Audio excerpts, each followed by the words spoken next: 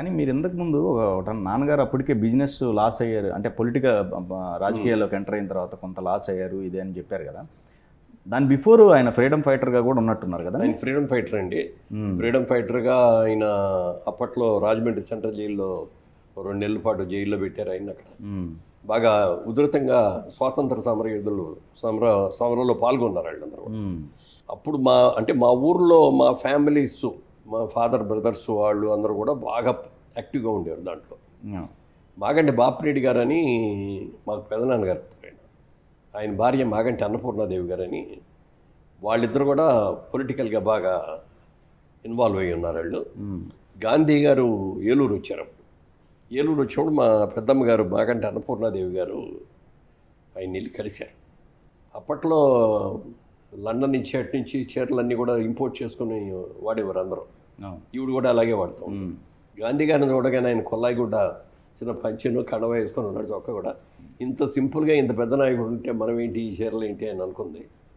ఒంటి మీద ఉన్న బంగారం మొత్తం తీసి గాంధీ గారికి ఇచ్చి ఈ పోరాటానికి ఉపయోగించండి డబ్బులు అని చెప్పి ఇంటి దగ్గర నుంచి మొత్తం చీరలు తీసిపెట్టేసి నడి రోడ్డు మీద తగలబెట్టేసి ఆ చీరలన్నీ ఆ రోజునిచ్చి నూలు ఒడికి దాంతో బట్టను వేయించి ఆ చీరలు చనిపోయేదాకా కూడా అయ్యేది. ఓకే. పెదనాన్నగారు అన్నైనా మాగంటి బాపిరెడ్డి గారు అన్నైనా కాంపోజిట్ స్టేట్ ఉన్నప్పుడు, అంటే మెడ్రాస్ క్యాపిటల్గా ఉండేటప్పుడు, మనం కూడా మెడ్రాస్లోనే ఉండేవాళ్ళం. అప్పుడు దాంట్లో మినిస్టర్ అది చేశారు. మీరు పుట్టినప్పుడు కూడా బ్రిటిష్ ఇండియానే కదా. బ్రిటిష్ అదే, అంటే 7.5 సంవత్సరాల తర్వాత వచ్చింది. 7 సంవత్సరాల తర్వాత 1940 మీరు పార్టీలో పుట్టాం. గాంధీ గారు కూడా బతుకున్నారు. అంటే ఆయన్ని ప్రత్యక్షంగా ఒక్కసారి చూశాను. ఓకే. అప్పుడు ఇంకా చిన్నాడిని.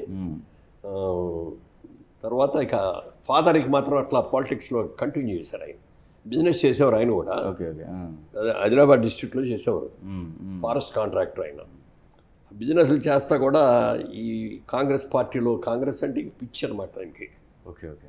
ఆ పార్టీలో తిరుగుతూ పార్టీ చేసుకొని అక్కడ జేవి నరసింహరావు గారు, పీతాంబరరావు గారు ఇట్లా పాత వీళ్ళు ఉండేవారు. వాళ్ళందరితో పాటు తిరగటం, వాళ్ళ ఎలక్షన్స్ ఖర్చు పెట్టేయటం, బిజినెస్ సరిగ్గా చూడకపోవడం. ఫైనల్గా కొంచెం ఫైనాన్స్గా దెబ్బతిన్నా. తర్వాత ఇంట్లో 2 ఆడపిల్లలు ఉండటం వల్ల ఆడపిల్లలు పెళ్ళిళ్ళు అయ్యేటప్పటికీ ఫైనాన్షియల్గా లేకపోయింది. సరే, ఆ వచ్చిన అవకాశాన్ని సద్వినియోగం చేసుకుని వాళ్ళ అమరావతి అని పెడుతున్నారు. ఇదంతా ఏరియా, ఆ ఏరియా అంతా నేను చేసింది. గుంటూరు జిల్లా, కృష్ణా జిల్లా, తర్వాత వెస్ట్ గోదావరి, ఈ 3 జిల్లాల్లోనూ ఈ పంప్ సెట్లని రైతుల దగ్గరికి వెళ్ళి వాళ్ళకి కన్విన్స్ చేసి వాళ్ళకి అందరికి సప్లై చేయటం. ఆల్మోస్ట్ ఇప్పుడు తాడికొండ దగ్గర నుంచి ఉండవల్లి దాకా ఉన్న ఊళ్ళన్నింటిలోనూ మేము మోటార్లు ఇచ్చాం.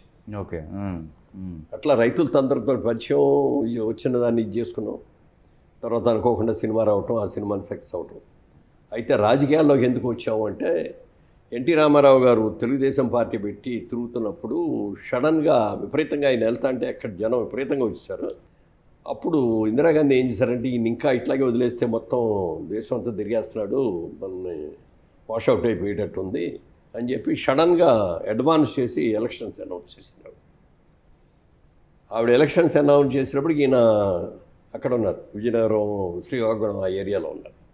వెంటనే వచ్చేయాలి కదా, వచ్చేయాలి, క్యాండిడేట్ల సెలక్షన్ ఇవన్నీ బోడిన పనులు ఉంటాయి కదా. వచ్చేసరికి తెలంగాణ తిరగల. అప్పటికి రాయలసీమతో మొదలుపెట్టారు. రాయలసీమ తిరిగారు, సర్కార్ తిరిగారు, ఉత్తరాంధ్రప్రదేశ్కి వెళ్ళారు, అక్కడగా వచ్చాయి. అప్పుడు మేమందరం కలిసి వెళ్ళి, గిరిబాబు గారు, నేను, రావు గోపాలరావు గారు, సత్యనారాయణ గారు, మేమందరం రామారావు గారి దగ్గరికి వెళ్ళి, ఏమండి ఇట్లా మీరు సడన్గా ఇది చేశారు కదా, ఎలక్షన్స్ పెట్టారు, మీరు కనుక యాక్సెప్ట్ చేస్తే మేము తెలంగాణ అంతా తిరిగి ప్రచారం చేసి వస్తామండి అని. వద్దు, నేను అన్నిటికీ తెగించి నేను వచ్చాను దీంట్లోకి. అవతల ఉన్నది ఇందిరాగాంధీ కనుక కోపం పట్టిందంటే ఇక మన అంతు చూస్తుంది. నేను అన్నిటికీ తెగించింది. ఎందుకంటే ఇన్కమ్ ట్యాక్స్ రైడ్లు ఎగ్నెస్ట్ వెళ్తే ఇన్కమ్ ట్యాక్స్ రైడ్లు జరిగిపోయాయి, ఏమేమో జరిగిపోయాయి. అదే మీరు రావద్దు, అవసరం వస్తే నేనే పిలుస్తాను, పిలిచినప్పుడు వద్దురుగా అన్నాడు. సరే ఓకే అండి అన్నాం.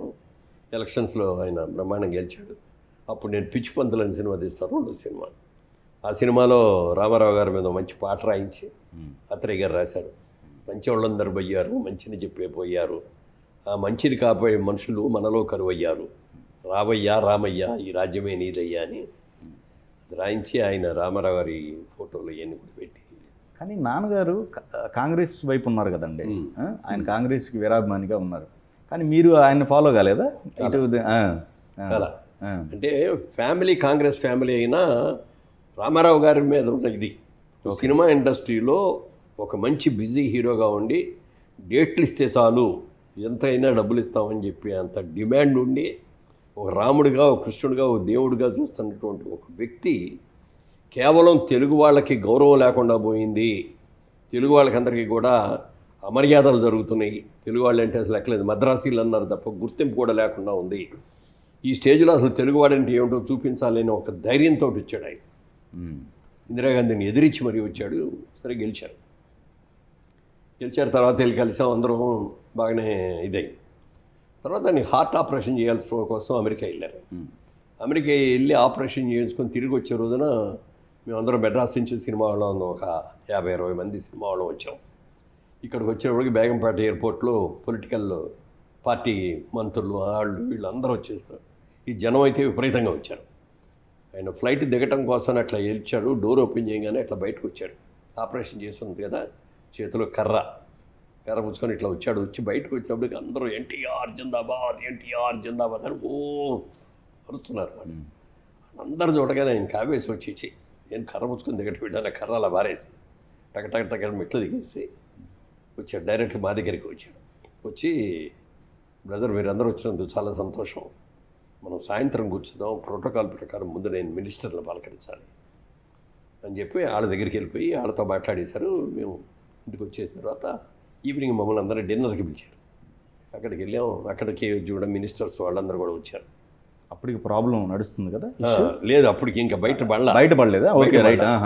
అండర్ గ్రౌండ్లో జరుగుతుంది. ఓకే నాకు కూడా ఎవరికి తెలియదు అసలు. ఓకే, అట్లా జరిగే వాళ్ళందరూ నాదాల భాస్కర్ వీళ్ళందరూ కూడా వచ్చి చాలా ఆప్యాయంగా ఇన్ని కావలి చేసుకొని, అన్నగారు మీరు తిరిగి వచ్చారు, మాకు చాలా సంతోషం, అది ఇది అని అన్న ఇది. ఆ రోజు జరిగింది. నైట్ 11 ఎంతో అయింది. ఇంటికి హోటల్కి వెళ్ళి పడుకున్నాం. ఎర్లీ మార్నింగ్ ఫ్లైట్కి మెడ్రాస్ వెళ్ళాం. మెడ్రాస్ దిగి నిన్న ఫ్లైట్ భలే జరిగింది అక్కడ ప్రోగ్రామ్ అది ఇది అని చెప్తా అండి మేము. ఇంకా మీకు తెలీదా అన్నారు. ఏంటన్నారు? రామారావుని నింపేశారు. ఆడు చెప్పేవారు మాకు తెలియదు. చూస్తే ఇది కడుపు మండిపోయింది. ఇంత ఇదిగా రాజకీయంలో మా నటుల కంటే కూడా వీళ్ళు గొప్పగా యాక్ట్ చేస్తున్నారు. రాత్రి ఏమో ఏమీ తెలియని వాళ్ళలాగా అంత మంచి ఇదిగా ఉండి తెల్లారిపాటికి ఈయన దించేశారని కోపం వచ్చింది నాకు. వచ్చి ఏమైనా సరే ఇప్పుడు రామారావుని మనం ఇది చేయాలి అని చెప్పి మొత్తం తెలంగాణ అంతా తిరిగాను. అప్పుడు నేను తెలంగాణ మా వాళ్ళందరూ ఉన్నారు, గోపాలరావు వీళ్ళందరూ కొంతమంది ఏమో సర్కారు వెళ్తూ ఉన్నారు, కొంతమంది రాయలసీమ వెళ్తూ ఉన్నారు. అప్పుడు తెలంగాణకి వెళ్ళాలంటే భయపడేవారు, నక్సల్స్ ఉంటారు. అది నాకేం భయం లేదు. తెలంగాణలో మా ఫాదర్ బిజినెస్గా నేను చాలాసార్లు చాలా కాలం తిరిగాను. నేను వస్తానని మొత్తం అట్లా తిరిగాం. ఆయన మళ్ళీ 4 రోజులు తిరగకుండా మళ్ళీ ముఖ్యమంత్రి అయ్యారు. అప్పుడు నేను తిరగటం కానీ ఆ తర్వాత నుంచి పార్టీకి ఒక కార్యకర్తగా పనిచేసేవాడు. అంటే పబ్లిసిటీ, పాటలు రాయించడం, పాటలు రికార్డింగ్ చేయించడం కానీ, వాల్ పోస్టర్స్ ఇవన్నీ, ఆ ప్రింటింగ్, పబ్లిసిటీ ఇదంతా చూసేవాడు అన్నమాట.